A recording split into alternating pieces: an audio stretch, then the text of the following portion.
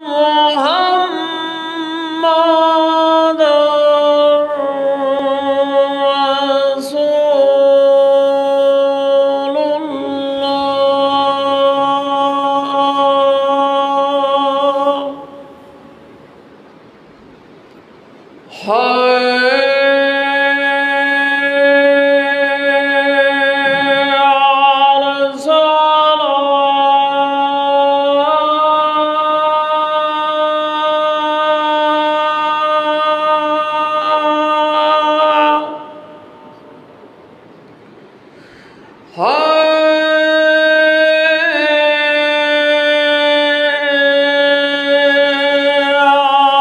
رسول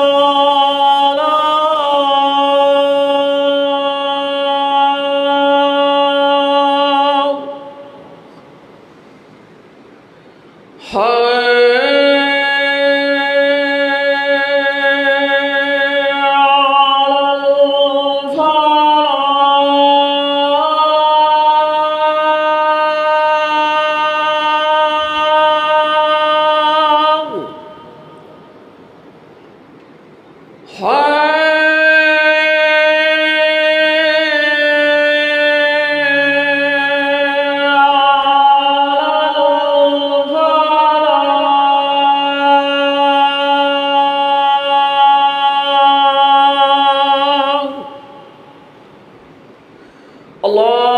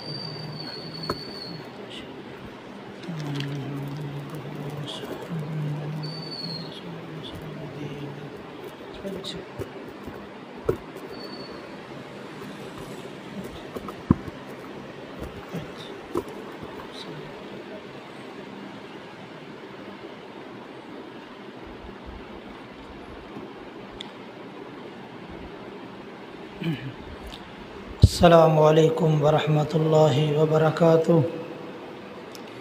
ان الحمد للہ نحمده ونستعینه ونستغفره ونعوذ باللہ من شرور انفسنا ومن سیئات اعمالنا. من يهده الله فلا مضل له ومن يضلل فلا هادي له. أشهد أن لا إله إلا الله وحده لا شريك له وأشهد أن محمدا عبده ورسوله صلى الله عليه وسلم. يا أيها الذين آمنوا اتقوا الله حق تقاته ولا تموتن إلا وأنتم مسلمون. يا أيها الناس اتقوا ربكم الذي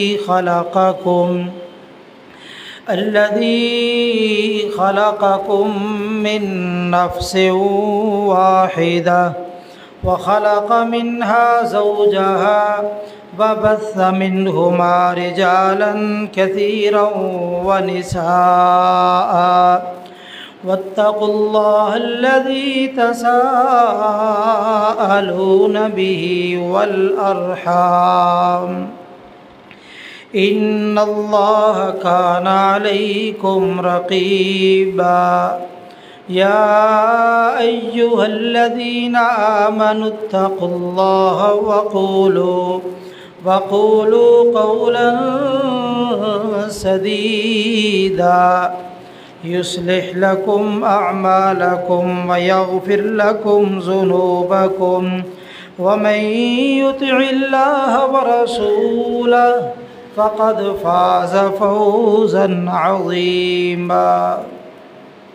أما بعد فإن خير الحديث كتاب الله وخير الهدي هدي محمد صلى الله عليه وآله وسلم وشر الأمور محدثاتها وكل محدثة بدعة وكل بدعة ضلالة وكل ضلالة في النار. من يطع الله ورسوله فقد رشد واهتدى ومن يعص الله ورسوله فقد ضل وغوى. رب اشرح لي صدري ويسر لي أمري واحلل عقدة من لساني يفقهوا قولي. رب زدني علما. رب أوزعني أن أشكر نعمتك التي أنعمت علي وعلى والدي وأن أعمل صالحا ترضاه وأصلح لي في ذريتي إني تبت إليك وإني من المسلمين. اللهم صل على محمد وعلى آل محمد كما صليت على إبراهيم وعلى آل إبراهيم إنك حميد مجيد. اللهم بارك على محمد وعلى آل محمد كما باركت على إبراهيم وعلى آل إبراهيم إنك حميد مجيد. أما بعد فأعوذ بالله السميع العليم من الشيطان الرجيم من همزه ونفخه ونفسه. بسم الله الرحمن الرحيم. وَلِكُلِّ أُمَّةٍ جَعَلْنَا مَنسَكًا لِيَذْكُرُوا اسْمَ اللَّهِ عَلَى مَا رَزَقَهُم مِّن بَهِيمَةِ الْأَنْعَامِ فَإِلَٰهُكُمْ إِلَٰهٌ وَاحِدٌ فَلَهُ أَسْلِمُوا وَبَشِّرِ الْمُخْبِتِينَ.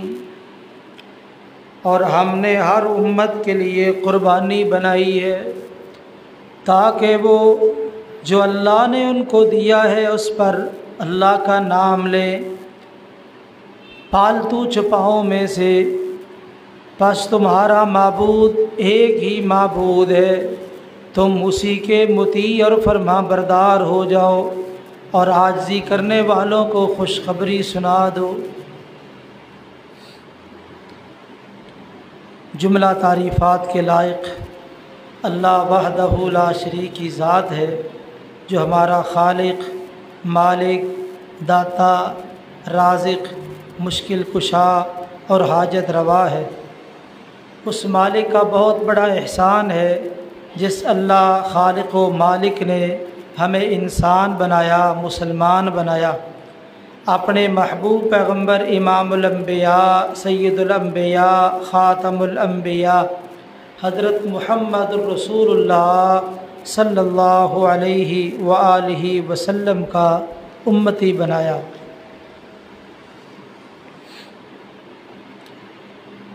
قربانی کی آمد ہے. بلا شبہ اسلامی شاعر میں سے یہ ایک بہت بڑی نشانی ہے اور قربانی ہر امت کے اندر برابر رہی ہے۔ جیسے توحید، نماز، روزے کا تصور ہر امت میں موجود ہے، ایسے ہی قربانی کا تصور بھی ہر امت کے اندر موجود ہے۔ قربانی کا معنی اور مفہوم کیا ہے؟ قربانی کا معنی ہے ہر وہ شے جو اللہ تعالیٰ کے قرب اور نزدیکی کا ذریعہ بنے۔ تو قربانی بھی اللہ کے قرب کا بہت بڑا ذریعہ ہے، اس لیے ہمارے اس عمل پر جو ہم جانوروں کو ذبح کرتے ہیں قربانی کا لفظ بولا گیا ہے۔ قربانی کب سے ہے؟ قرآن مجید کی آیت میں اس کا جواب دیا گیا، وَلِكُلِّ أُمَّةٍ جَعَلْنَا مَنْسَكًا، ہم نے ہر امت کے لیے قربانی مقرر کی ہے۔ اس دنیا میں کتنی امتیں آئی ہیں؟ اس سوال کا جواب نبی کریم صلی اللہ علیہ وسلم نے ایک حدیث پاک میں دیا ہے۔ آپ نے فرمایا کہ تم 70ویں امت ہو، 70 کے عدد کو پورا کرنے والے ہو۔ تم سے پہلے اس دنیا میں 69 امتیں گزر چکی ہے اور 17واں نمبر تمہارا ہے، یعنی ٹوٹل اس دنیا میں 70 امتیں آئی ہیں۔ اور اللہ تعالیٰ فرماتے ہیں کہ ہم نے ہر امت کے اندر قربانی مقرر کی ہے، قربانی متعین کی ہے۔ قربانی سب سے پہلے کس نے کی ہے؟ قرآن مجید نے اس بات کی طرف اشارہ کیا ہے، وَاتْلُ عَلَيْهِمْ نَبَأَ ابْنَيْ آدَمَ بِالْحَقِّ اِذْ قَرَّبَا قُرْبَانًا فَتُقُبِّلَ مِنْ أَحَدِهِمَا وَلَمْ يُتَقَبَّلْ مِنَ الْآخَرِ۔ آپ ان پر آدم علیہ السلام کے 2 بیٹوں کا واقعہ حق کے ساتھ تلاوت کیجئے۔ جب ان دونوں نے قربانی کی، ایک کی قربانی قبول ہوئی اور دوسرے کی قربانی قبول نہ ہوئی، تو اس سے پتہ چلا کہ تاریخ میں سب سے پہلے قربانی کرنے والے آدم علیہ السلام کے 2 بیٹے ہیں جن کا ذکر قرآن مجید نے کیا ہے۔ قربانی کے توسط سے یہ بات بھی کہ پہلے لوگوں کی جو قربانی تھی ان کا طریقہ کار کیا تھا۔ کیا ہمارے ہاں جو مروجہ طریقہ ہے جو شریعت نے ہمیں بتایا ہے، جانوروں کو ذبح کرنا، ان کا خون بہانا اور اس کے بعد گوشت کھا لینا، پہلے لوگوں کے اندر بھی یہی طریقہ تھا؟ تو اس کا جواب یہ ہے، بعض مفسرین نے یہ بات نقل کی ہے کہ پہلے لوگوں کے اندر یہ طریقہ نہیں تھا۔ وہ قربانی کرتے تھے تو طریقہ کار یہ تھا، اپنی قربانیاں میدان میں جا کے رکھ دیتے، آسمان سے آگ آتی، جس کی قربانی اللہ کی بارگاہ میں قبول ہوتی اس کو کھا جاتی، اور جس کی قربانی قبول نہ ہوتی اس کو چھوڑ جاتی۔ یہ طریقہ تھا پہلے لوگوں کے اندر۔ قرآن مجید میں اس کا باقاعدہ اشارہ ملتا ہے۔ 4 پارے میں اللہ تعالیٰ نے اس بات کی وضاحت کی ہے، الذین قالوا ان اللہ عہد الینا الا نؤمن لرسول حتی یأتینا بقربان تأکلہ النار۔ یہودیوں نے یہ بات کہی کہ اللہ تعالیٰ نے ہم سے یہ بات کہی ہے کہ تمہارے پاس کوئی رسول آ جائے، کوئی نبی آ جائے، تو تمہارے پاس اس نبی اور رسول کو چیک کرنے کے لیے کہ سچا ہے کہ جھوٹا ہے ایک معیار ہے، ایک میرٹ ہے تمہارے پاس۔ وہ کیا ہے؟ وہ نبی میدان میں اپنی قربانی کو رکھے، آسمان سے آگ آ کے اس قربانی کو کھا لے۔ اگر نبی کی قربانی اس طرح قبول ہو جائے تو وہ سچا نبی ہے، اگر قبول نہ ہو تو وہ جھوٹا ہے۔ کہتے ہیں کہ ہمارے پاس یہ معیار ہے۔ تو حالانکہ اللہ تعالیٰ نے اس کا جواب دیا کہ یہ معیار تو سب کے لیے نہیں تھا، جو رسول انہوں نے یہ نشانی پیش کی تم نے تو ان کو بھی نہیں مانا، جن رسولوں نے یہ نشانی پیش کی ہے تم تو ان کے بھی منکر ہو، اس لیے تمہارا اعتراض بیکار ہے، اللہ نے تمہارے ساتھ ایسا کوئی معاہدہ نہیں کیا۔ تو یہاں سے یہ اشارہ مل گیا کہ قدیم زمانے میں قربانی کا طریقہ کار ہمارے ہاں مروجہ طریقے کی طرح نہیں تھا، بلکہ میدان کے اندر قربانیاں رکھ دیتے، آسمان سے آگ آ کے ان کو کھا جاتے۔ اور اسی طرح یہ جو مال غنیمت ہے، جہاد کے بعد، قتال کے بعد جو مسلمانوں کے ہاتھ کافروں کا مال آتا ہے، اس کو مال غنیمت کہتے ہیں۔ مال غنیمت بھی ان کے لیے حلال نہیں تھا،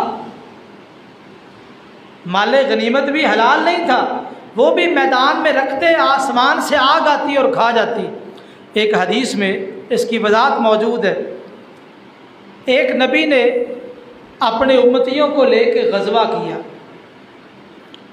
غزوے میں اللہ تعالیٰ نے مسلمانوں کو فتح عطا کی، فتح ملنے کے بعد مال غنیمت جمع کیا گیا، ایک جگہ پہ ڈھیر لگا دیا گیا، آسمان سے آگ آئی اور اس نے اس مال غنیمت کو کھایا نہیں۔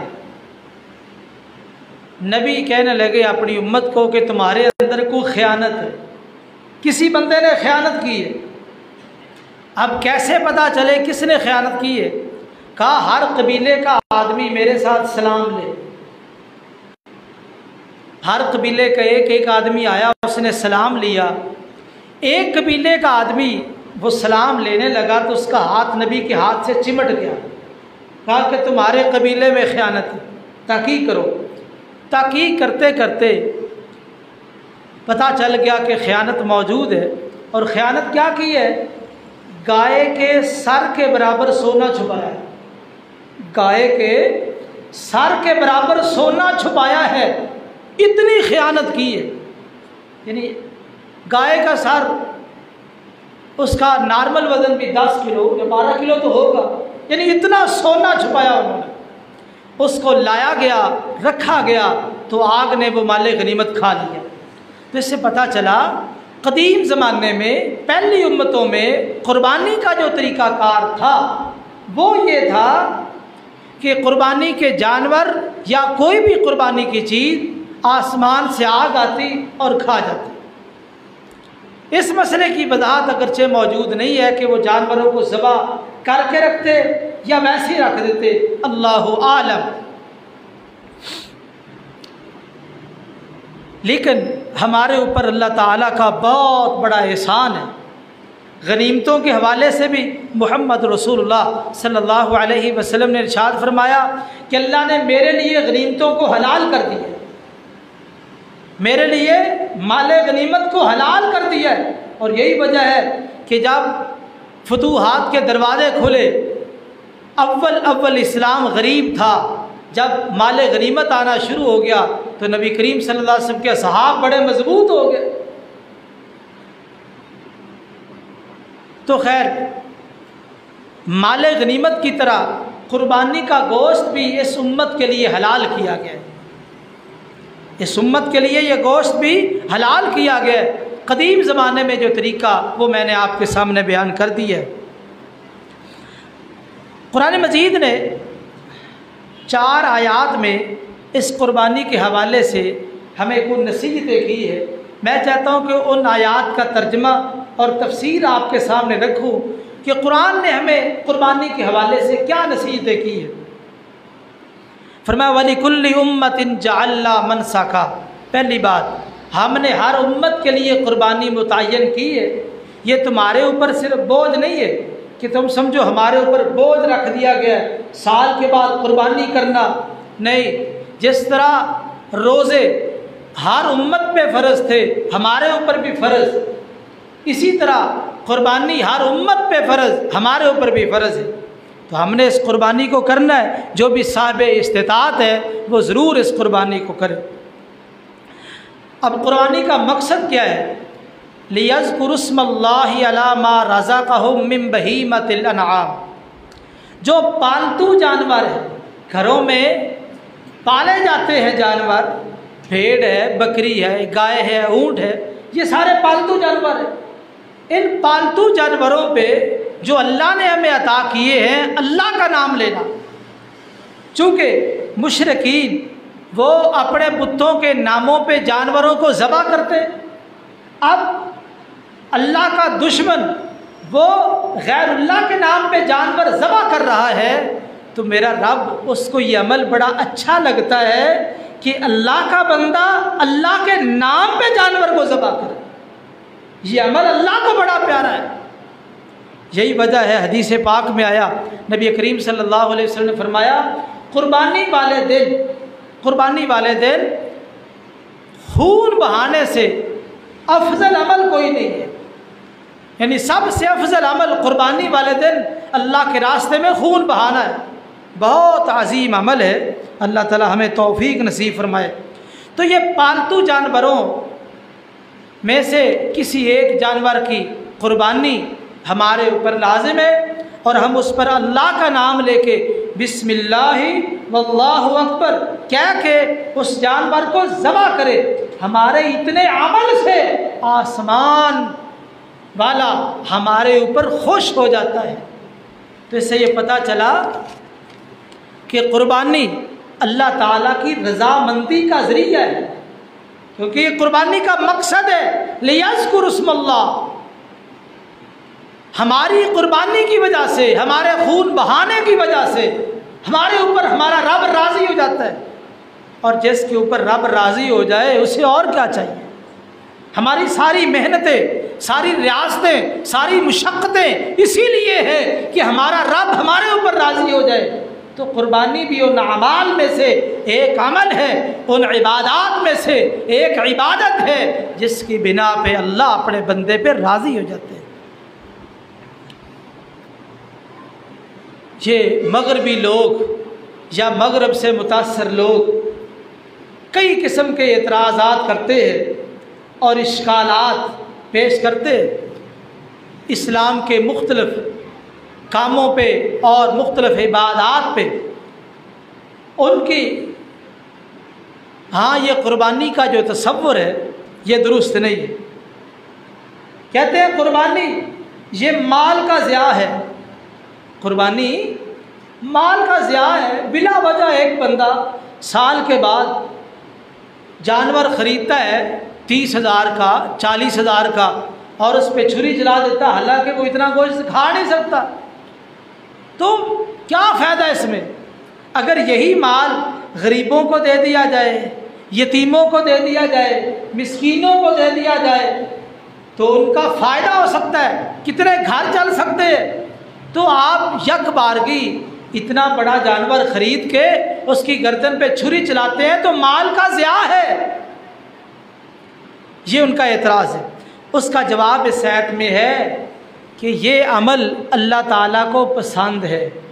جو چیز محبوب کو پسند ہو، جو چیز محبوب کو پسند ہو اس میں ضیاع نہیں دیکھا جاتا، محبوب کی پسند دیکھی جاتی ہے۔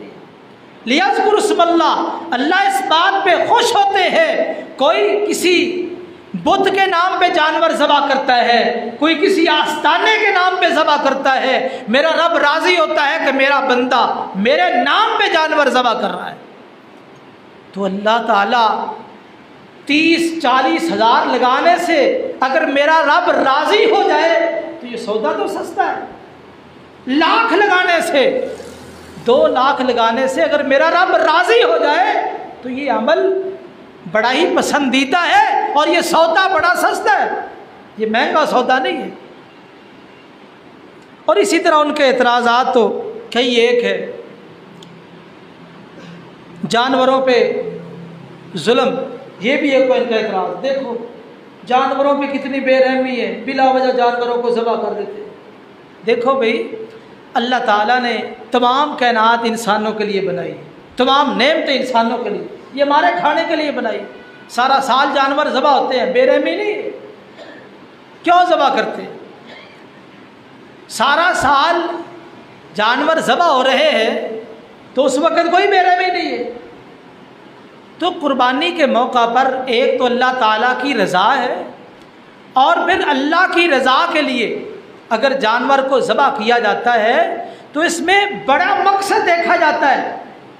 دیکھیے انسان کا کوئی عضو خراب ہو جائے مثلا، اب ڈاکٹر کہے کہ یہ عضو کاٹنا پڑے گا، اب عضو کو کاٹنا بظاہر مشکل ہے، عجیب سا لگتا ہے، لیکن جسم کو بچانے کے لیے اس کا کاٹنا ضروری ہے۔ جسم کو بچانے کے لیے، محفوظ رکھنے کے لیے، ہر قسم کی بیماری سے اس کا کاٹنا ضروری ہے۔ دیکھیے ایک ہم اپنی مرضی سے جانوروں کو ذبح کرتے ہیں سارا سال اپنی ضرورت کے لیے، تو یہ سال کے بعد ہم رب کی مرضی سے ذبح کرتے ہیں، پیدا کرنے والے کی مرضی ہے۔ تو اس لیے جو پیدا کرنے والے کی مرضی ہے تو اس میں کئی ایک حکمتیں ہیں، جیسا کہ آگے ذکر آ رہا ہے۔ اللہ تعالیٰ نے قربانی کا ذکر کرتے کرتے ضمن میں ایک اور بات ذکر کی ہے کہ قربانی پر اللہ کا نام لینا ہے، یہ ایک مقصد ہے۔ کیوں؟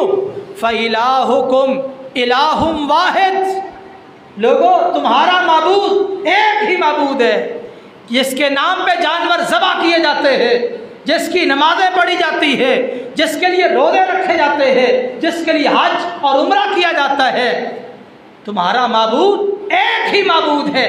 قربانی کے ضمن میں اللہ نے اپنی توحید کا ذکر کر کے یہ بتایا کہ میرے بندے جب میرے نام کی قربانی کرتے ہیں اور میرے نام پہ جب جانور ذبح کرتے ہیں، در حقیقت وہ اس زمین پر رہتے ہوئے میری توحید کا پرچار کرتے ہیں۔ اور اللہ کو وہ بندہ بڑا پسند ہے جو اللہ کی توحید کا پرچار کرے، اللہ کی توحید کے ترانے گائے۔ اللہ نے تو اس مقصد کے لیے پوری کائنات کو بنا دیا ہے۔ یہ پوری کائنات صرف اللہ کی توحید کے لیے بنائی گئی ہے۔ قرآن مجید میں اللہ فرماتے ہیں وَمَا خَلَقْتُ الْجِنَّ وَالْإِنسَ إِلَّا لِيَعْبُدُونَ، میں نے جنوں اور انسانوں کو صرف اپنی عبادت کے لیے پیدا کیا ہے۔ امام بخاری علیہ الرحمہ لیعبدون کا ترجمہ کرتے ہیں لیوحدون۔ کائنات کو بنانے کا مقصد کیا ہے؟ کہ یہ کائنات مجھے ایک معبود تسلیم کرے۔ توحید سب سے بڑا مقصد ہے اس کائنات کے بنانے کا، اور قربانی کے اندر بھی سب سے بڑا مقصد توحید ہے۔ اس مشن کے لیے تو اللہ نے اتنے رسول اور نبی مبعوث کیے۔ فرمایا وما ارسلنا من رسول وما ارسلنا من قبلک من رسول الا نوحی الیہ انہ لا الہ الا انا فاعبدون۔ ہم نے دنیا میں جتنے بھی رسول بھیجے، ہر رسول کی طرف یہ وحی بھیجی اور یہ پیغام دیا۔ کیا پیغام تھا؟ سب سے پہلا پیغام اور آخری پیغام یہی تھا، اللہ الہ الا انا فاعبدون۔ لوگوں اللہ کے سوا کوئی معبود برحق نہیں ہے۔ قربانی کے ضمن میں یہ مسئلہ ذکر کر کے اللہ نے یہ بتایا لوگوں قربانی اسی کی قبول ہوگی جس کا عقیدہ توحید درست ہوگا۔ جس کا عقیدہ توحید نہیں ہے، شرک پر مبنی عقیدہ ہے، وہ ایک قربانیاں نہیں لاکھوں قربانیاں کر لے، اللہ کی بارگاہ میں اس کی کوئی قدر و قیمت نہیں ہے۔ اگر چاہتے ہو قربانی قبول ہو تو اس کے لیے بنیاد عقیدہ توحید ہے۔ فَإِلَٰهُكُمْ إِلَٰهٌ وَاحِدٌ، قربانی کا ذکر کرنے کے ساتھ اپنی توحید کا ذکر کیا، کیونکہ قربانی یہ اسلامی نشانیوں میں سے بہت بڑی نشانی ہے، اور پھر اللہ کی توحید کی مظاہر میں سے ایک بہت بڑا مظہر ہے۔ اس لیے میرے بھائیوں قربانی سے پہلے اپنے عقائد کی اصلاح کر لو، اس میں عقیدہ توحید شامل کرو۔ جس کے عقیدے میں توحید نہیں ہے اس کا عقیدہ باطل ہے۔ فَلَهُ وَاسْلِمُوا، قربانی کا جانور خرید کے لانے والوں یا پالنے والوں، قربانی کا جانور تم ذبح کے لیے لاتے ہو تو بیچارہ اکڑتا نہیں، تکبر نہیں کرتا، مطیع ہو جاتا ہے۔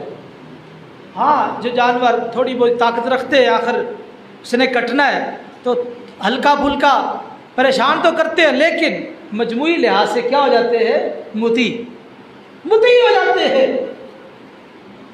اللہ فرماتے ہیں تمہارے لیے بہت بڑا سبق ہے، یہ قربانی کا جانور اونٹ ہے، یہ بیل ہے، بڑے بڑے طاقتور ہے، اللہ نے تمہارے مطیع کر دیا ہے، فرما بردار کر دیا ہے، ان جانوروں کو اللہ نے تمہارا مطیع بنایا ہے، تم آسانی سے ذبح کر لیتے ہو، جس طرح یہ تمہارے مطیع ہیں اس طرح تم اپنے رب کے مطیع اور فرما بردار بن جاؤ۔ فَلَهُ أَسْلِمُوا، اس کے مطیع بنو۔ قربانی کا فلسفہ، قربانی کا مقصد، جس طرح جانور تمہارے مطیع ہو گئے تم اللہ کے مطیع بن جاؤ۔ وَبَشِّرِ الْمُخْبِتِينَ، اور عاجزی اختیار کرنے والوں کو خوشخبری سنا دو۔ یہ جانور عاجز ہے بیچارہ، تم پکڑتے ہو، ٹانگیں باندھ دیتے ہو، اس کو لٹا لیتے ہو، چھری چلا دیتے ہو، بیچارہ عاجز پڑا ہے، عاجز پڑا ہے، تمہارے سامنے مقابلے میں نہیں آتا، تم ذبح کر لیتے ہو آسانی کے ساتھ، تو اس کی عاجزی دیکھ کے تم اس رب کے سامنے عاجزی اختیار کرو، اس رب کے سامنے۔ اللہ فرماتے ہیں وَبَشِّرِ الْمُخْبِتِينَ، جو قربانی کے جانور سے سبق سیکھ کے اپنے رب کے لیے عاجز ہو جاتا ہے، ایسے عاجزی اختیار کرنے والوں کو خوشخبری سنا دو۔ آگے اللہ تعالیٰ نے، اصل میں قرآن مجید پڑھیے تو اس میں بڑی پیاری باتیں، بڑی حکمت بھری باتیں، اور اللہ تعالیٰ نے ایسی ایسی باتیں ایک دوسری بات کے ساتھ جوڑی ہے کہ بندہ حیران رہتا ہے۔ قربانی کا ذکر چل رہا ہے تو ساتھ عاجزی کا ذکر، ان کو خوشخبری سنائی، ساتھ ساتھ عاجزی اختیار کرنے والوں کی صفات بیان کی کہ عاجزی کیسے ظاہر ہوگی۔ میلا سا لباس پہن لو، پھٹا پرانا لباس پہن لو اور اسی طرح ٹیڑھے ہو کے چلو اور معصوم سی طبیعت بنا لو، یہ عاجزی ہے۔ جس طرح کہ آج بعض لوگوں نے شوخ آبادی بنا رکھی ہے، اس کو عاجزی نہیں بولتے۔ عاجزی اختیار کرنے والے کون لوگ ہیں؟ قرآن نے ان کے اوصاف ساتھ ساتھ بیان کر دیے تاکہ کسی کے ذہن میں شبہ پیدا نہ ہو، وہ کپڑے پھاڑ کے سمجھے کہ میں عاجز ہوں، وہ ٹیڑھا چل کے سمجھے کہ میں عاجز ہوں، وہ میلے کپڑے پہن کے سمجھے کہ میں عاجز ہوں۔ نہیں، عاجزی کی یہ تعریف نہیں ہے۔ عاجز کسے کہتے ہیں؟ اللہ نے اس کی صفات بیان کی۔ الذین اذا ذکر اللہ وجلت قلوبہم، عاجز وہ ہے جب اس کے سامنے اللہ کا ذکر کیا جائے، اللہ کا ذکر کیا جائے، وجلت قلوبہم، عاجزی اختیار کرنے والوں کے دل ڈر جاتے ہیں۔ اللہ کا ذکر سن کے ان کے دل ڈر جاتے ہیں۔ وجلت قلوبہم، وہ طغیانی دریائے نیل اور فرات میں نہیں، وہ طغیانی سمندر کی موجوں میں نہیں، جو طغیانی اس مومن اور اس عاجزی اختیار کرنے والے کے دل میں پیدا ہوتی ہے جب اس کے سامنے اللہ کا نام لیا جاتا ہے، اللہ کا ذکر سن کے، قرآن سن کے، احادیث سن کے، وجلت قلوبہم، ان کے دل ڈر جاتے ہیں۔ یہ عاجزی اختیار کرنے والوں کی پہلی نشانی ہے۔ اللہ کا ذکر سن کے، قرآن سن کے، اس کا فرمان سن کے دلوں کے اندر خوف طاری ہو جائے۔ دوسری نشانی والصابرین علی ما اصابہم،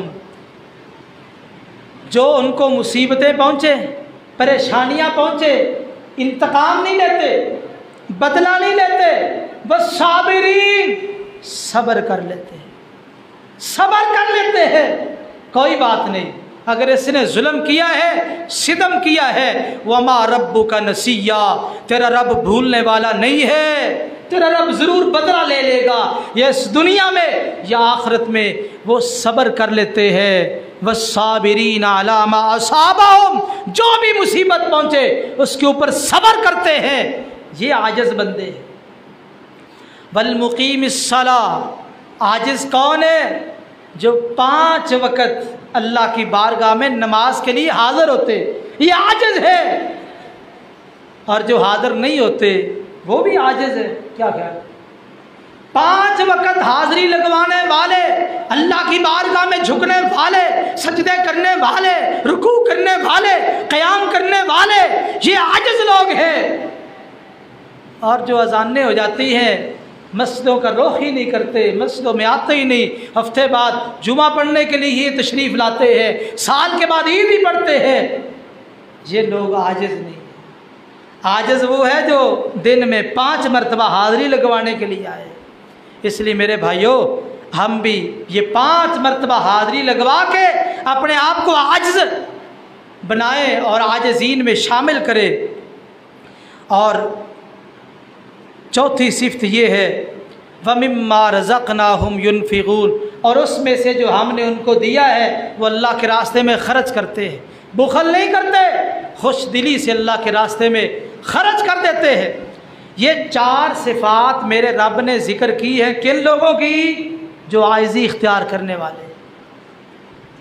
اور یہ قربانی کے ضمن میں، پہلے بھی قربانی کا تذکرہ، بعد میں بھی قربانی کا تذکرہ، ضمن میں یہ 4 صفات بیان کر کے یہ مسئلہ سمجھایا اصل قربانی ان لوگوں کی ہے جن میں یہ صفات موجود ہے۔ اس سے پہلے عقیدہ توحید 5 صفات ہو گئی، یعنی جو 5 صفات کے حاملین لوگ ہیں اصل قربانی ان لوگوں کی ہے، باقی تو گوشت کھانے والے ہیں، باقی گوشت کھانے والے ہیں، اصل قربانی ان لوگوں کی ہے جن کے پاس عقیدہ توحید ہے، اور جو لوگ اللہ کا ذکر سن کے ڈر جاتے ہیں، اور جو صبر کرنے والے، نماز قائم کرنے والے، اللہ کی راہ میں خرچ کرنے والے، جن لوگوں میں 5 صفات موجود ہیں اصل قربانی ان لوگوں کی ہے۔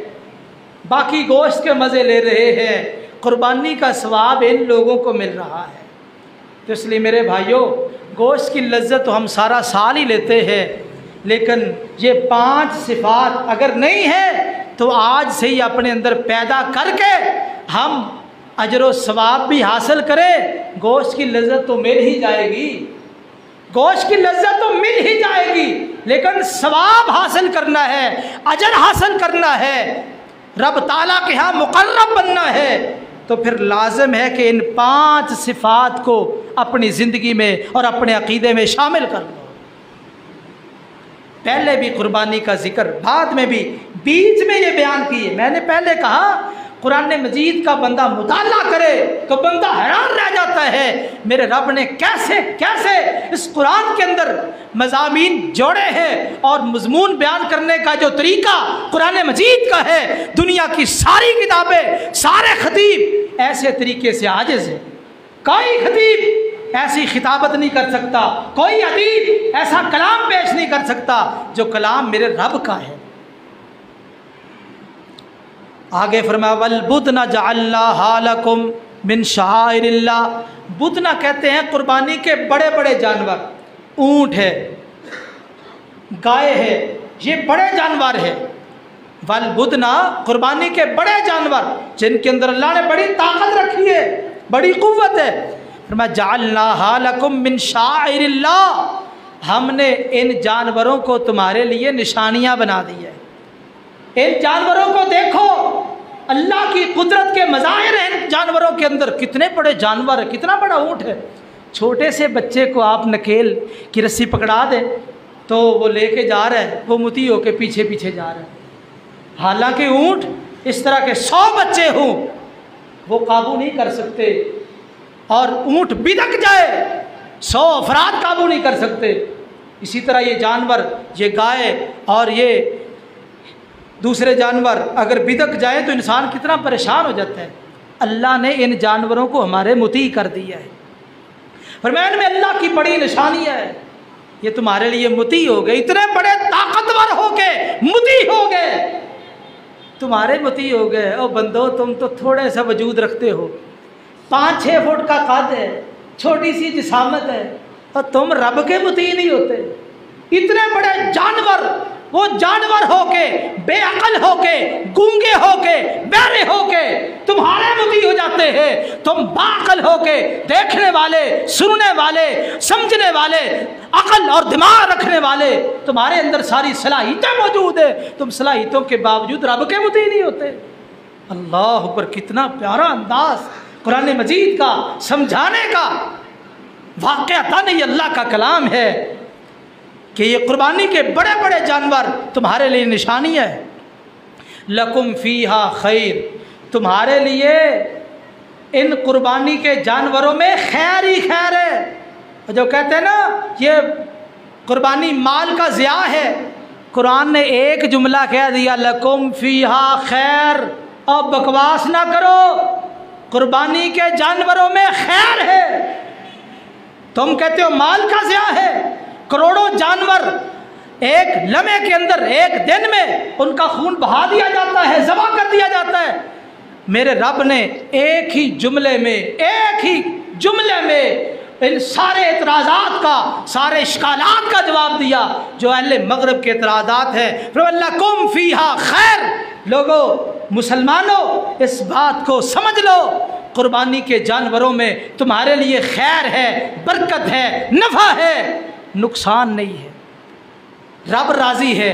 और इसी तरह कुर्बानी के जानवर ज़िम्मेदार पालते हैं, सारा साल बेचते हैं, फ़ायदा होता है। गाड़ियाँ ये ड्राइवर ट्रकों पे और इसी तरह वैगनों पे लेके आते हैं, उनको फ़ायदा होता है। और यदि मंडी में आके कई लोग अचानक ख़रीद के आगे बेचते हैं, उनको फ़ायदा होता है। और इसी तरह फिर वहाँ से ख़रीद के तुम घरों में लाते हो, वहाँ पे गाड़ियों का इस्तेमाल, फिर उनको फ़ायदा होता है। कसाइयों को फ़ायदा होता है ज़बह के वक़्त। ज़बह करने के बाद गोश्त तमाम गरीबों, यतीमों, मिस्कीनों तक पहुंचता है। हत्ता के जानवर भी कुर्बानी की देर पेट भर के खाना खा लेते हैं और गोश्त खा लेते हैं। तो इसी तरह उसके बाद चमड़े हैं, ये चमड़े फैक्ट्रियों में चले जाते हैं, इनको दागा जाता है। दागने के बाद फिर इससे आगे जो है ना जूते तैयार किए जाते हैं और कई चीज़ें तैयार की जाती है। अल्लाह ने एक ही जुमले में कहा लकुम फ़ीहा खैर। और लोगों, इन अहले मगरब के एतराज़ात पे कान न धरना, इन कुर्बानी के जानवरों में खैर है। जब बनाने वाला कह रहा है खैर है तो लाख कोई कहे कि नहीं ये है वो है, हम किसी की बात मानने के लिए तैयार नहीं। क्यों? वमन अस्दक़ु मिनल्लाहि हदीसा, अल्लाह से सच्ची बात किसी की नहीं हो सकती। वमन अस्दक़ु मिनल्लाहि क़ीला, अल्लाह से ज़्यादा सच्चा कौन है? बनाने वाला कह रहा है, कुर्बानी करवाने वाला कह रहा है लकुम फ़ीहा खैर, तुम्हारे लिए इसमें खैर है, भलाई है, मुनाफे है, बरकत है। इसलिए मेरे भाइयों, अहले मगरब के एतराज़ात पे कान नहीं धरना चाहिए, बल्कि अल्लाह को राज़ी करने के लिए जानवरों को कुर्बान करना चाहिए। आगे देखिए कुरान मजीद का उसलूब, फ़ज़्कुरुस्मल्लाहि अलैहा सवाफ़। तुम ऐसे करो, ऊँट को कितार में खड़े, ऊँटों को कितार में खड़े करके इनका एक घुटना बांध दो, दाया घुटना बांध के तुम इनको नहर करो। वैसे तो अकेला अकेला ऊँट, चूँकि हम गरीब गुरबा है, हम तो एक एक ऊँट भी मुश्किल बाद लोग नहर करते हैं, लेकिन जिनको अल्लाह ने दिया है वो ज़्यादा भी करते हैं। कुर्बानी का भी एक ज़ौक़ और शौक़ है। खैर, सब इस तरह कतार में खड़े करके तुम उनका एक एक घुटना बांध के उन पर अल्लाह बिस्मिल्लाह वल्लाहु अकबर या अल्लाह अकबर कह के उनको नहर करते जाओ। नहर करना या इस गड़े में वो छुरी मार के, अल्लाह ताला ने निज़ाम ऐसा रखा है, जब खून निकल जाएगा ऊँट गिर पड़ेगा। फ़ैदा वजबत जुनूबुहा, जब तुम छुरी मारो रुक जाओ, जब उनके खून निकलेगा पहलू गिर पड़ेंगे, जब ज़मीन में गिर पड़े जान निकल जाए। फ़कुलू मिन्हा, इन जानवरों का गोश्त बनाओ। फ़कुलू मिन्हा, खुद भी खाओ। वातिमुल क़ानिअ वल मुअतर, क़ानिअ जो सवाल ना करे, भीख ना मांगे, तुम्हारा दरवाज़ा ना खटकाए, तुम्हें पता है ज़रूरतमंद है, उसके घर तक भी पहुँचाओ। वल मुअतर, जो साइलीन आ जाए, सवाल करने वाले आ जाए, उनको भी दो। खुद भी खाओ, सवाल करने वालों को भी दो, जो सवाल ना करे उनको भी खिलाओ। आगे अल्लाह फरमाते हैं कज़ालिका सख्खरनाहा लकुम लअल्लकुम तशकुरून, ये जानवर हमने तुम्हारे मुसख्खर कर दिए, तुम्हारे लिए मुती कर दिए हैं। ये फरमा बरदार जानवर तुम्हारे फरमा बरदार बना दिए, अल्लाह ने बनाए। अल्लाह ने सिर्फ इसलिए कि हमने ये जानवर तुम्हारे फरमा बरदार बनाए, तुम हमारे फरमा बरदार बन जाओ। देखो, हम जानवरों को फरमा बरदार बना रहे हैं और उनकी फरमा बरदारी पे बड़े खुश होते हैं। कई बेचने वाले भी कहते हैं ये माशाल्लाह गाय बहुत मतलब शरीफ है, ये बच्चा बहुत शरीफ है। یہ میرے بچڑا بہت شریف ہے، پریشان نہیں کرے گا آپ کو، ہم تعریفیں کرتے ہیں، لیکن کبھی یہ نہیں سوچا کہ یہ مالک کا اتنا فرما بردار ہے، میرا بھی تو کوئی مالک ہے، میں نے بھی اس کا مطیع اور فرما بردار بننا ہے۔ آگے اللہ تعالیٰ نے فرمایا لعلکم تشکرون، تاکہ تم شکر ادا کرو۔ شکر کا معنی یہ ہے اللہ کی عبادت بجا لاؤ۔ آخر میں اللہ تعالیٰ نے قربانی کا مقصد بیان کیا، قربانی کیوں کی جاتی ہے؟ چونکہ جنت میں جانے کے لیے توحید کے بعد سب سے بڑی ڈگری تقوی ہے۔ توحید کے بعد جنت میں جانے کے لیے سب سے بڑی ڈگری تقوی، اور جنت اللہ نے تیار ہی متقین کے لیے کی، اعدت للمتقین، متقین کے لیے جنت تیار کی گئی ہے۔ تو اللہ فرماتے لن ینال اللہ لحومها، ان قربانیوں کا گوشت اللہ تک نہیں پہنچتا، ولا دماؤها، ان کا خون بھی اللہ تک نہیں پہنچتا۔ ہم دیکھتے ہیں، ہم ذبح کرتے ہیں، خون زمین پہ بہہ جاتا ہے اور گوشت کسائی بنا کے آپ کو پیش کر دیتا ہے، کیا پہنچتا ہے؟ مقصد کیا؟ وَلَكِنْ يَنَالُهُ التَّقْوَى مِنْكُمْ، ان قربانی کرنے سے تمہاری طرف سے اللہ کو تقویٰ پہنچتا ہے، اللہ کو تقویٰ پہنچتا ہے۔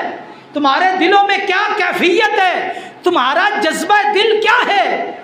اگر تمہارا جذبہ دل وہی ہے جس جذبے کے ساتھ حابیل نے قربانی کی تھی تو تمہاری قربانی قبول ہے۔ تمہارا جذبہ دل وہ ہے جس جذبے کے ساتھ جناب ابراہیم نے اپنے بیٹے اسماعیل کی گردن پہ چھری چلائی تھی تو تمہاری قربانی قبول ہے۔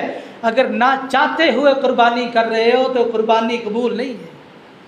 دل کی خوشی سے، اللہ کی محبت میں، اللہ کے پیار میں اور خوشی سے اللہ کی رضا کے لیے قربانی کی جائے۔ فرمایا وَلَكِنْ يَنَالُهُ التَّقْوَى مِنْكُمْ، تمہارا تقوی اللہ کو پہنچتا ہے۔ اور یاد رکھیے اللہ کا یہ اصول ہے انما يتقبل الله من المتقین، معاملہ قربانی کا ہو، نماز کا ہو، حج کا ہو، زکوٰۃ کا ہو، صدقہ خیرات کا ہو، زندگی کے کوئی بھی عمل ہو، اس وقت تک قبول نہیں ہے جب تک ہمارے دلوں میں تقوی نہیں ہے۔ آپ نے فرمایا تقوی ہا ہونا، لوگوں تقوی یہاں ہے، وَيُشِيرُ إِلَىٰ صَدْرِ، آپ نے اپنے سینے کی طرف اشارہ کیا، لوگوں تقوی یہاں ہے سینے میں۔ اور یہ بات ذہن میں رکھیے، آپ کہتے ہیں نا جو برتن کے اندر ہوتا ہے وہی باہر آتا ہے، جو برتن کے اندر ہوتا ہے وہی باہر آتا ہے، جو دل میں ہوگا وہی باہر آئے گا۔ حابیل نے بھی قربانی کی، قابیل نے بھی قربانی کی۔ مفسرین نے لکھا حابیل نے ایک موٹا تازہ دمبا لے کے قربانی کے لیے پیش کیا، اور قابیل نے ردی قسم کا غلہ لے کے قربانی کے لیے پیش کیا۔ جو اندر تھا اس کے دل میں صفائی تھی، اللہ کا ڈر تھا، اس نے موٹا تازہ دمبا پیش کیا۔ اس کے دل میں کھوٹ تھا، اس نے ردی مال پیش کیا۔ ایک کی قربانی قبول ہوئی، دوسرے کی قبول نہ ہوئی، اللہ تو دلوں کو دیکھتے ہیں۔ وَلَكِنْ يَنْظُرُ إِلَىٰ قُلُوبِكُمْ وَأَعْمَالِكُمْ، اللہ کی نظر تمہارے دلوں پہ ہے، تمہارے اعمال پہ۔ كَذَلِكَ سَخَّرَهَا لَكُمْ، اللہ فرماتے ہیں ہم نے ان جانوروں کو تمہارے لیے مسخر کیا ہے، لِتُكَبِّرُوا اللَّهَ عَلَىٰ مَا هَدَاكُمْ، تاکہ تم جس طرح اللہ نے تمہیں طریقہ بتایا ہے اس طرح ان جانوروں کو لٹا کے اللہ کا نام لو۔ بسم اللہ واللہ اکبر، ان کو لٹاؤ اور اللہ کا نام لو، اللہ کا نام لے کے ان کو ذبح کرو۔ وَبَشِّرِ الْمُحْسِنِينَ، اور جو محسن ہیں، نیکی کرنے والے ہیں، مخلص لوگ ہیں، عاجزی اختیار کرنے والے لوگ ہیں، ایسے لوگوں کو خوشخبری سنا دو۔ یہ قرآن مجید سورہ حج ہے، اور آیت نمبر 34 سے لے کے آیت نمبر 37 تک میں نے ان آیات کا ترجمہ اور تفسیر آپ کے سامنے بہت ہی مختصر پیش کیا ہے۔ تو میرا خیال آپ کو کافی ایسی باتیں سمجھ آئی ہوں گی جو شاید آپ نے پہلے نہ سنی ہوں۔ تو یہ قرآن مجید نے جو قربانی کا ذکر کیا میں نے وہ آپ کے سامنے رکھا ہے۔ تو اللہ تعالیٰ سے دعا ہے اللہ تعالیٰ ہمیں یہ نیک عمل کرنے کی توفیق نصیب فرمائے اور ہمارا یہ عمل قبول بھی فرمائے، اور ہمارے اندر یہ جو 5 صفات قربانی کے مسائل کے ضمن میں بیان ہوئے ہیں اللہ تعالیٰ ہمارے عقیدے میں اور عمل میں ان کو شامل کر دے۔ نمبر 1 عقیدہ توحید، اور نمبر 2 اللہ کا ذکر سن کے دلوں کا ڈر جانا، نمبر 3 صبر کرنا، نمبر 4 نماز قائم کرنا، اور نمبر 5 اللہ کے راستے میں خرچ کرنا۔ یہ 5 خوبیاں جو لوگ اپنا لیتے ہیں، ایسے لوگوں کی قربانیاں واقعی قبول ہو رہی ہے، باقی گوشت کا چسکا لے رہے ہیں۔ اس لیے 5 خوبیاں اپنے اندر پیدا کرو۔ اللہ سے دعا ہے اللہ تعالی ہم سے راضی ہو جائے۔ اقول قولی ھذا واستغفر اللہ لی ولکم ولسائر المسلمین والمسلمات۔